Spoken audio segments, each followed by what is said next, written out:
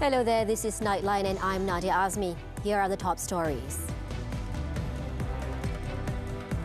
Ulu Tiram police station attack. 2 policemen killed. Jemaah Islamia suspect shot dead. And Malaysia's GDP expands 4.2% in the first quarter of 2024.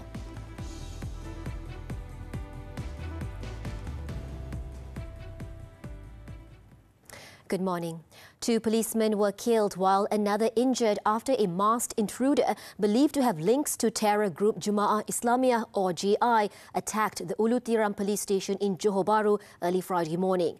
In the incident, at about 2:45 a.m., the 34-year-old suspect, who was armed with a parang, managed to seize 2 firearms at the police station before he was shot dead at the scene. So far, police have arrested 7 individuals who would be remanded on Saturday to assist investigations into the case. According to Inspector General of Police Tan Sri Razaruddin Hussein, the 2 slain policemen were Constable Ahmad Azhar Fahmi Azhar and Constable Muhammad Shafiq Ahmad Said, both aged 22 and had only joined the force for about 2 years. Their bodies have been brought to Sultan Ismail Hospital for post-mortem. Another officer, Corporal Muhammad Hasif Roslan, who was shot by the suspect, is currently receiving treatment at the same hospital and is reported to be in stable condition. It was reported that the incident began when 2 private higher education institution students, a man and a woman, aged 21 and 22, came to lodge a police report about an alleged molestation incident that occurred 2 years ago. While this was happening, the suspect entered the police station on a motorcycle and went straight to the back of the building. He then slashed a policeman who went to the back of the police station to check on him, killing the cop on the spot before taking his firearm. The attacker then exchanged gunfire with 2 other policemen, fatally wounding one of them before he was shot dead. Razaruddin said the suspect was believed to have meticulously prepared for the attack and his motive was to seize firearms from the police. Suspek ini kita kenali ataupun bapa dia adalah Jemaah Islamia yang ada di Ulu Tiram, umur 62 tahun. Apa yang kita lihat bahawa mungkin beliau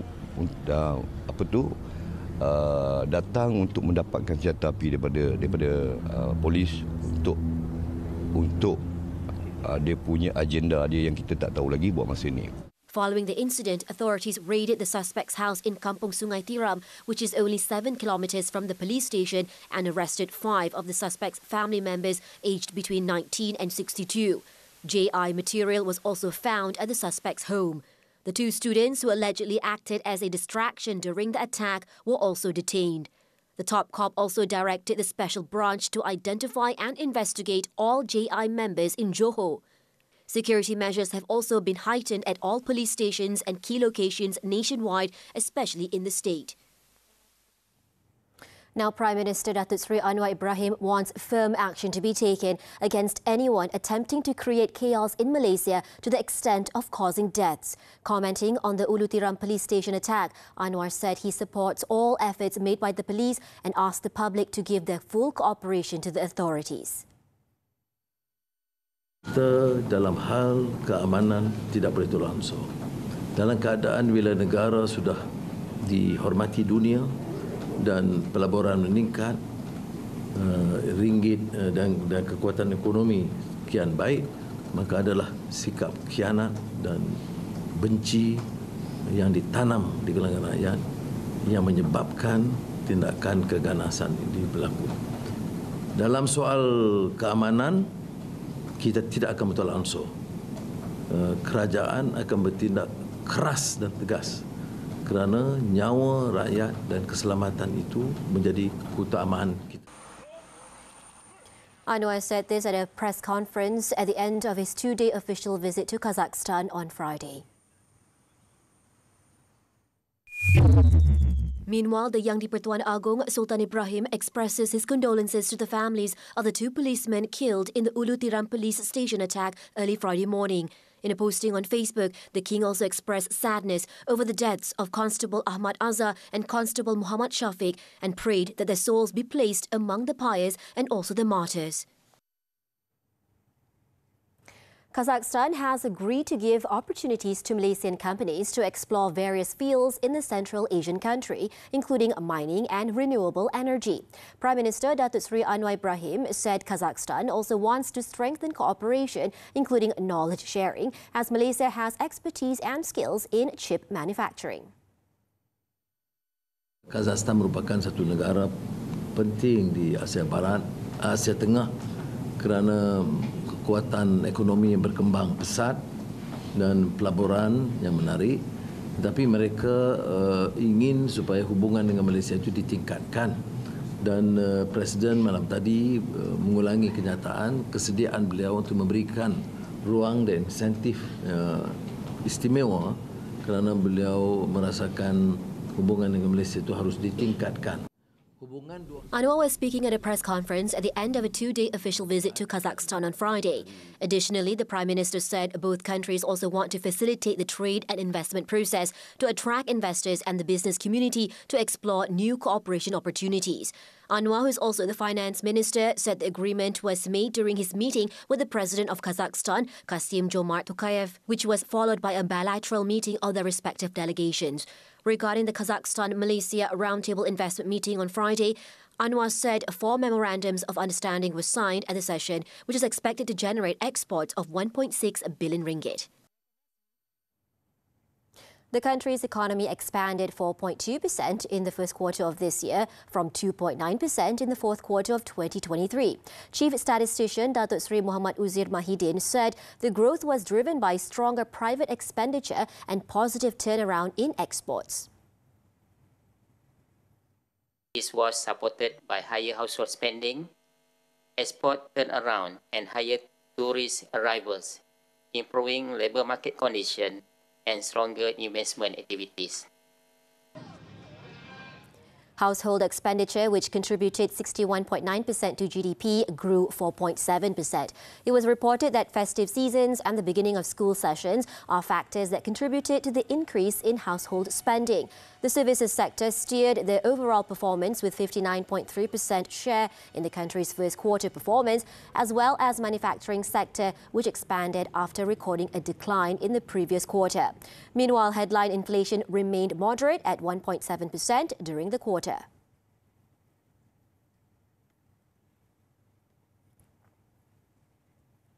Meanwhile, Bank Negara predicts headline inflation to remain moderate between 2 and 3.3% this year, broadly reflecting stabilizing demand and contained cost pressures. Its Governor, Dato' Abdul Rashid Ghaffur, said the inflation outlook could rise from the implementation of the fuel subsidy rationalization. The outlook remains dependent on the implementation of domestic policy on subsidies and price controls, global commodity prices, and financial market developments. He added Malaysia's economic growth is set to be driven by resilient domestic spending, a recovery in external demand, continued employment and wage growth. Meanwhile, investment activities will benefit from both public and private sector projects. The central bank is also optimistic about growth in the tech sector, robust tourism and faster implementation of investment projects. This despite the risks from weaker global demand, geopolitical tensions and potential declines in commodity production.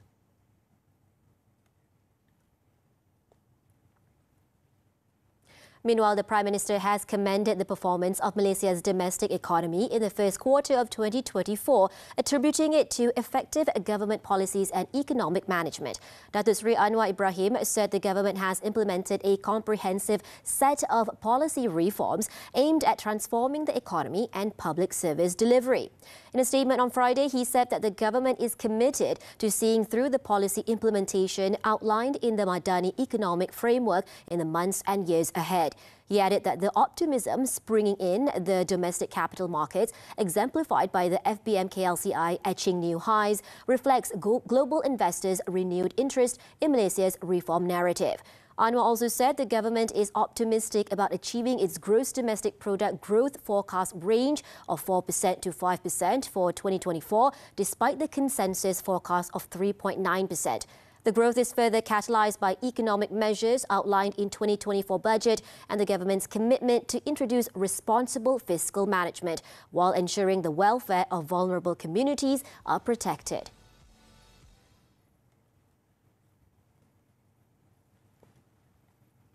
A total of 19 million ringgit in losses have been recorded in 22 criminal breach of trust CBT cases involving lawyers this year. Bukit Aman Commercial Crime Investigation Department CCID Director Datuk Seri Ramli Muhammad Yusof said police believe the cases will continue to rise this year.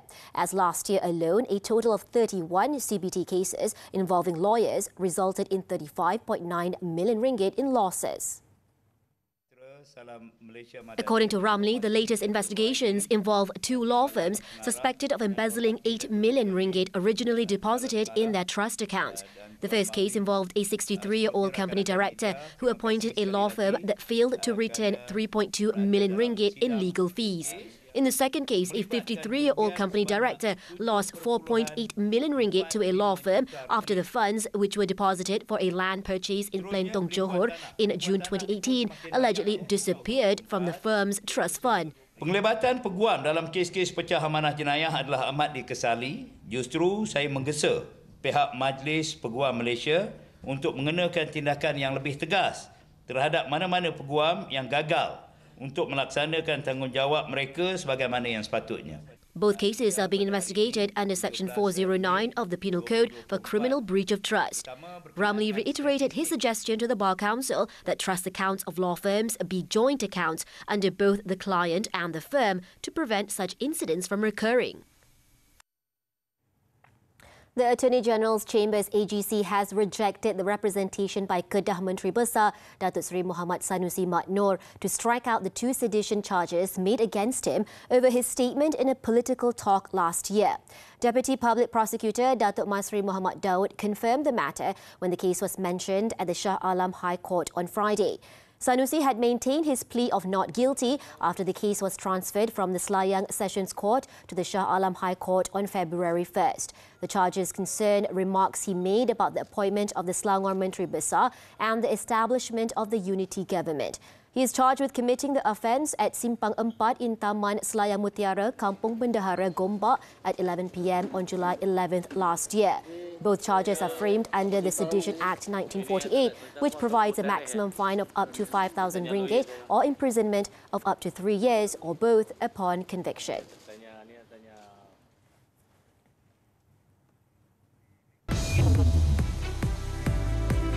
Thai senators seek PM's dismissal over cabinet appointment. News from the foreign front after this breather.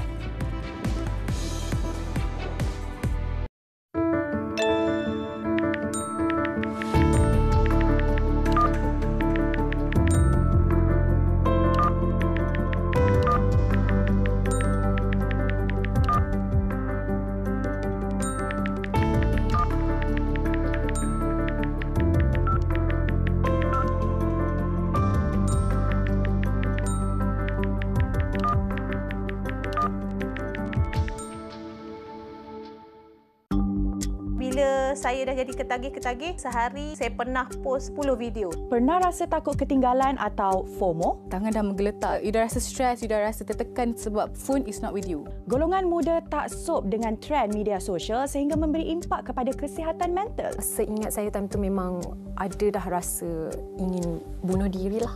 Tips untuk tinggalkan sindrom FOMO semuanya dalam Hello Doktor, Ahad 5.30 petang di TV3 dan stream juga melalui Tonton. Ikan lumah tu diambil, disiang dan dibungkus dengan satu daun. Nama daun tu daun seniang. Dia rebus selama 8 jam. Bila dia siap benda tu je, ikan tu dia jadi lembut habis. Tujuan pembuatannya bagi mengenang pelayaran Laksamana Cheng Ho. Ilham hadir ketika pemilik kapal Funing ini melawat tempat bersejarah tokoh itu di Melaka ketika dahulu. Stream sekarang melalui Tonton. Welcome back. On to the foreign front. 40 caretaker senators on Friday petitioned Thailand's constitutional court to dismiss Prime Minister Srettha Thavisin over a cabinet appointment which they claimed had breached the constitution. The senators objected to the appointment of a former lawyer, Pichit Chuenpan, as minister to Srettha's office last month during a cabinet reshuffle. This due to Pichit's past jail sentence in 2008 for contempt of court after an alleged attempt to bribe court officials with $55,218. It is understood that the senators were seeking a court ruling on whether Pichit has the integrity and ethical standards required by the Constitution to hold a ministerial position and whether Srettha had breached the law by making the appointment. Government spokesman Chai Wacharonka, however, has dismissed the senators' accusation, saying the government had carefully vetted Pichit's qualification.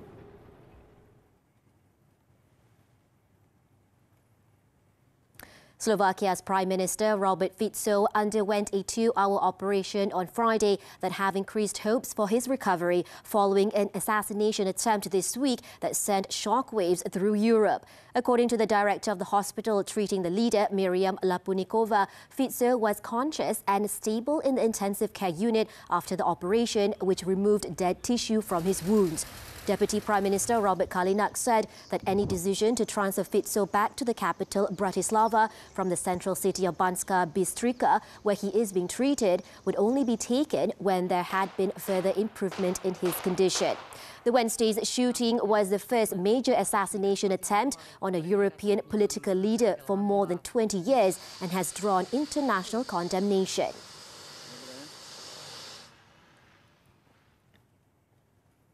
A major barrage of some 75 rockets was fired toward northern Israel Friday afternoon after Israeli airstrikes in Lebanon killed 3 people. According to the IDF, at least 2 people were injured as the Iron Dome defense system intercepted dozens of the rockets. The barrage is one of the largest carried out by Hezbollah on northern Israel amid the war. Earlier, Israel's military has launched a series of airstrikes in the Lebanese villages of An-Najarieh and Al-Adusiyeh, killing at least 3 people, including a Hezbollah member and 2 Syrian nationals. The attack also wounded 3 others.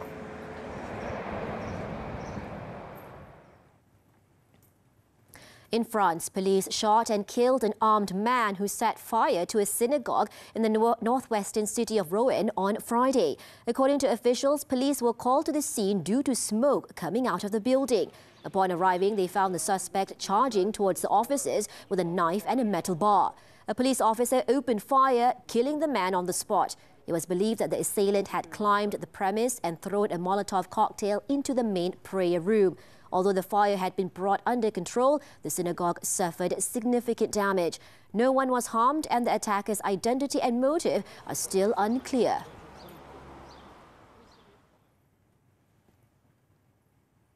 Hundreds of people living near an erupting volcano in eastern Indonesia have been evacuated after authorities raised its alert status to the highest level on Thursday. Officials on Friday said the alert status for Mount Ibu has been raised to the highest level of a 4-tiered system after recording 2 huge eruptions for the second day in a row.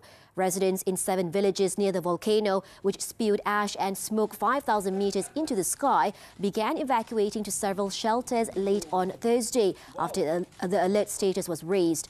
According to local disaster mitigation agency official Muhammad Ade Fabanyo, around 400 residents had been evacuated as of Friday morning. Ade said the evacuation was a preventive measure taken by authorities since the residents were living around 7 kilometers from the volcano within the exclusion zone set by officials. Residents and tourists have also been advised to stay out of the 4 to 7 kilometer exclusion zone and to wear a face mask in case of falling ash.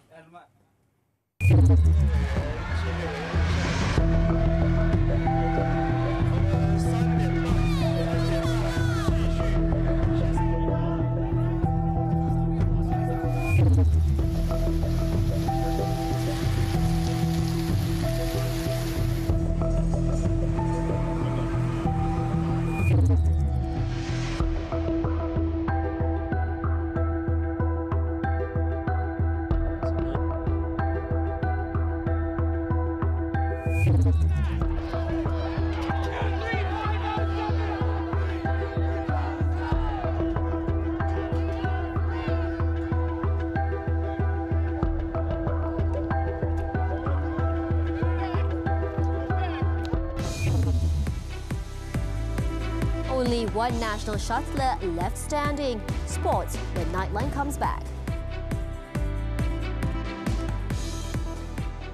Ready to feel empowered to navigate personal safety and inner confidence? Self-defense is not merely physical contact. It's 90% mindset. Role modeling is a concept that's extremely important. If you can see it, you can be it. There are 4 important elements. We have awareness, alertness, avoidance, and focus. Our role as adults or as parents is to prepare them to get into this unfortunate big bad world out there. Unfortunately, the reality today is that we've got to start much earlier. TV3, stream now on Tonton.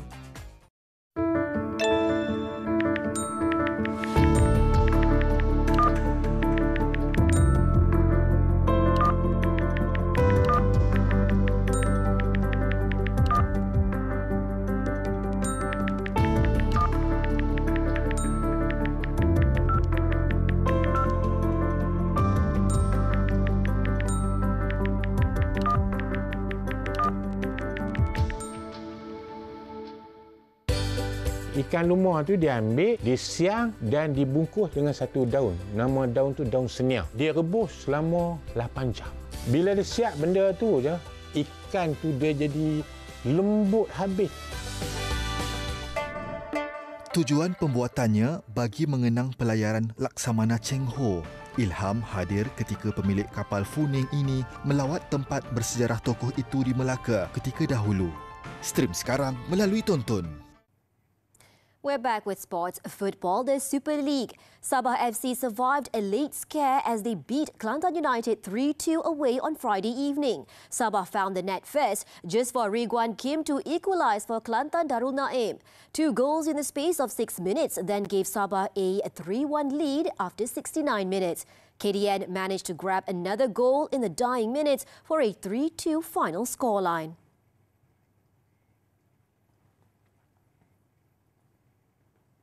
Now on to badminton, the 2024 Thailand Open. National shuttler Lee Zijia succeeded in taking revenge on Lu Guanzhou, who beat him early this year by downing the Chinese shuttler in the quarter-final on Friday. The world number 10, who lost to Guanzhou in the Malaysia Open in January, exacted his revenge with a 21-13, 16-21 and 21-18 victory in 66 minutes. The 6-seeded Zijia will take on Chu Tien Chen of Taiwan next for a place in the final. However, it was the end of the road for Yap Roy King and Wan Arif Junaidi in the men's doubles event. Despite their fantastic run in Bangkok, the duo failed to advance to the next round as they lost 7-21, 14-21 to world number 1 Satwik Sairaj Rankireddy Shiraj Chetty of India. Earlier, Chung Honjian and Muhammad Haikal Nazri also met the same fate as they succumbed 18-21, 21-15, 18-21 to Taiwan's Ming Che-lu, Tang Kai-wei. The national pair fought their best after losing the first set, but the Taiwanese pair remained their composure to clinch the victory. Moving on to tennis, the 2024 Italian Open. Chilean Nicolas Jarry fought back from a set down to beat world number 8 Stefano Tsitsipas on Friday to advance to the semi-finals. Despite losing the first set 3-6, the 21st seeded regained his footing in the next 2 sets to claim a 7-6, 6-4 win. Jerry will next play American 14th seed Tommy Paul for his first ATP Masters 1000 semi-final. In the women's events, Aryna Sabalenka clinched a spot in her first Rome final with a 7-5, 6-2 victory over Danielle Collins in their last 4 clash. The world number 2 is set to battle Iga Swiatek for the crown. Earlier, world number 1 Swiatek marched into her 3rd final of the tournament as she beat American Coco Gauff 6-4, 6-3. Following her 11th straight win on clay, the Polish could become the 3rd player in history to win the Madrid-Rome double after Dinara Safina and Serena Williams in 2009 and 2013 respectively.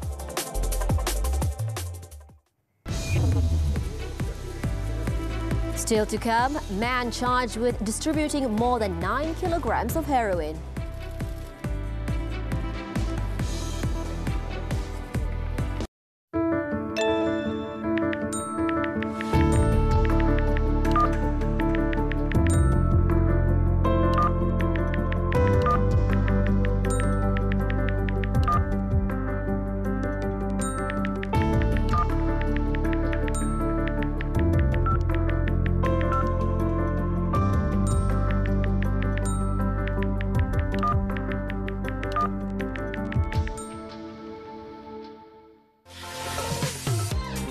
Get ready, ladies. It's time to shatter the stereotypes.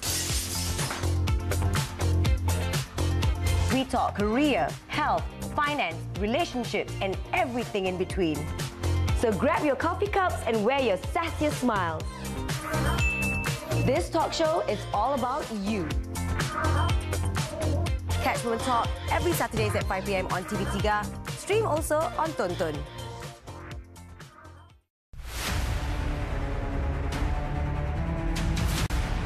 Kejadian jenayah yang menggemparkan negara. Payah tarik anak kita, tak apa. Patut pun jenis oya-oya tu. Buat ibu. Orang lagi lah lagi. Tengok anak kita lepas dari kereta. Buka je nampak beg duit dengan cincin ada atas meja. Kita tak hati.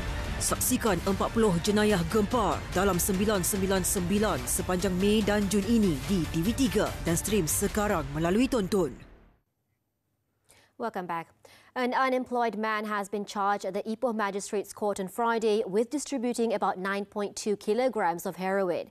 48-year-old A. Nathan nodded after the charge was read out to him before Magistrate Siti Nora Sharif, but no plea was recorded. The accused was charged with trafficking the drugs at the parking lot of a hypermarket in Station 18, Taman Pengkalan Jaya at about 1:15 p.m. on May 13th. The charge is framed under Section 39B, subsection 1A of the Dangerous Drugs Act 1952, which provides death or imprisonment for life and not less than 12 strokes of the cane if not sentenced to death upon conviction. Deputy Public Prosecutor Nur Akilah Shaza Arifin appeared for the prosecution while the accused was unrepresented by a lawyer. The court set August 5th for mention.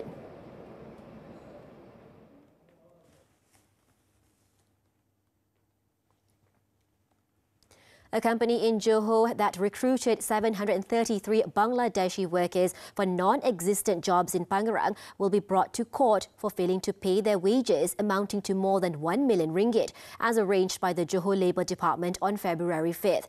This despite the company being given a 45-day grace period to fulfill the payment obligation. The Human Resources Ministry in a statement said the Johor Labour Department is now in the process of enforcing an order issued by the Labour Court by bringing the employer to the Sessions Court under Section S69(4) of the Employment Act 1955. If found guilty, the company could face fines of up to 50,000 ringgit for each offence and be required to settle the wages owed to the workers. The ministry said a total of 10 investigation papers have been opened against the company, with 4 having received permission to prosecute and the rest having given further instructions. Additionally, the quota for hiring foreign workers for the company has been revoked and the employer was blacklisted from applying to hire new foreign workers. A total of 692 affected foreign workers have been provided employment through a special employer change process. On February 5th, the ministry, through the Department of Labour in Peninsular Malaysia, conducted a hearing for the claims involving 733 foreign workers. They involved unpaid wages since they were brought into the country and not provided with jobs as promised. In Negeri Sembilan, a 56-year-old security guard has been sentenced to 5 months in jail after pleading guilty to stealing more than 2,000 ringgit from a bank's cash deposit machine. The accused, Anis Abdul Aziz, did not contest the charge after it was read to him before Magistrate Saiful Sayuti on Friday. He was charged with stealing the money at the bank's premises at around 2:53 p.m. on March 31st. According to the facts of the case, a 20-year-old woman went to the bank on the day in question to deposit the cash in her employer's account. However, the transaction was not reflected in the company's bank statement when she checked it later. She then lodged a police report. Checks on CCTV footage showed the accused taking the cash from the machine after the transaction did not go through. The charge under Section 380 of the Penal Code carries a jail term of up to 10 years and a possible fine upon conviction.